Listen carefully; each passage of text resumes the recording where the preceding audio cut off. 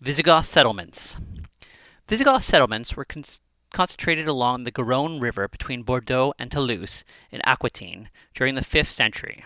According to contemporary sources, under the terms of the late Roman Emperor Foederati, or allies, and assigned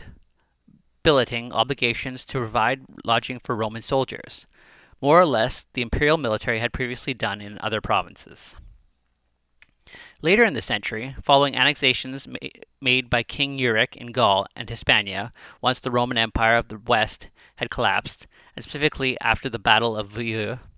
many Goths and their federated peoples, such as the Vandals, Ostrogoths, and the Samaritans, moved to settle more freely under the kindred clans rulers, the Reichs, who received dukedom territories or committal offices as counts as over smaller territories or the key urban locations within the provinces of Hispania and in southwestern Gaul and its Mediterranean coast. Their settlements were made around the Roman cities of Emerita, Augusta, Meridia, Barcino, or Barcelona, Hispalis, Seville, Toletum, which is now Toledo, and Septiminian, Narbonne, which would be the main basis of Gothic power and politically as well as militarily during the rest of the kingdom's history, as well as other settlements which were dispersed in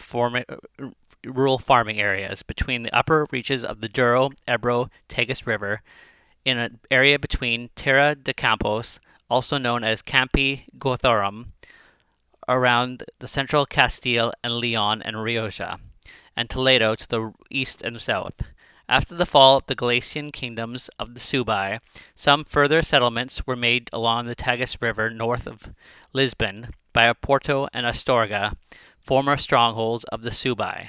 Little Visigoth settlement occurred elsewhere in the kingdom.